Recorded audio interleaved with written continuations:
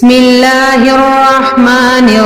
الرحيم تبارك الذي بيده الملك وهو على كل شيء قدير الذي خلق الموت والحياة ليبلوكم أيكم أحسن عملا وهو العزيز الغفور الذي خلق 7 سماوات طباقا ما ترى في خلق الرحمن من تفاوت فارجع البصر هل ترى من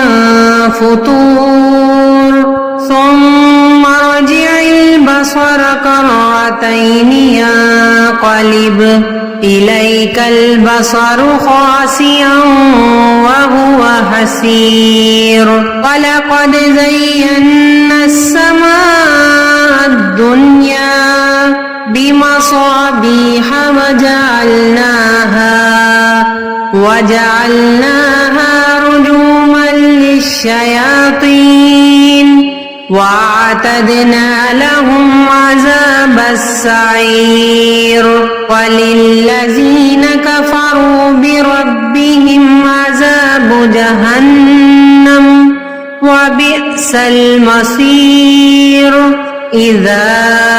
ألقوا فيها سمعوا لها شهيقا وهي تفور تكاد تميز من الغيظ كلما ألقي فيها فوج سألهم خزنتها ألم يأتكم نذير قالوا بلى قد جاءنا نذير فكذبنا وقلنا ما نزل الله من شيء إن أنتم إلا في ضلال كبير وقالوا لو كنا نسمع أو نعقل ما كنا في أصحاب السعير فاعترفوا بذنبهم فسحقا لأصحاب السعير إن الذين يخشون ربهم بالغيب لهم مغفرة وأجر كبير وأسروا قولكم أو اجهروا به إنه عليم بذات الصدور ألا يعلم من خلق وهو اللطيف الخبير هو الذي جعل لكم الأرض ذلولا فامشوا في مناكبها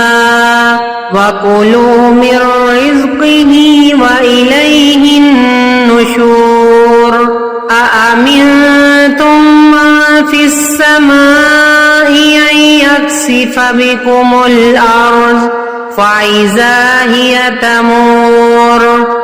أم أمنتم من في السماء أن يرسل عليكم حاصبا فستعلمون كيف نذير ولقد كذب الذين من قبلهم فكيف كان نكير أولم يروا إلى الطير فوقهم صافات ويقبضن ما يمسكهن إلا الرحمن إنه بكل شيء بصير أمن هذا الذي هو جند لكم ينصركم من دون الرحمن إن الكافرون إلا في غرور أمن هذا الذي يرزقكم إن أمسك رزقه بل لجوا في عتب ونفور ونفور أفمن يمشي مكبا على وجهه أهدى أمن يمشي سويا على صراط مستقيم قل هو الذي أنشأكم وجعل لكم السمع والأبصار والأفئدة قليلا ما تشكرون قل هو الذي ذرأكم في الأرض وإليه تحشرون ويقولون متى هذا الوعد إن كنتم صادقين قل إنما العلم عند الله وإنما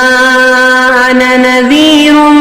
مبين فلما رأوه زلفة سيئت وجوه الذين كفروا وقيل هذا الذي كنتم به تدعون قل أرأيتم إن أهلكني الله ومن معي أو رحمنا فمن يجير الكافرين من عذاب أليم قل هو الرحمن آمنا به وعليه توكلنا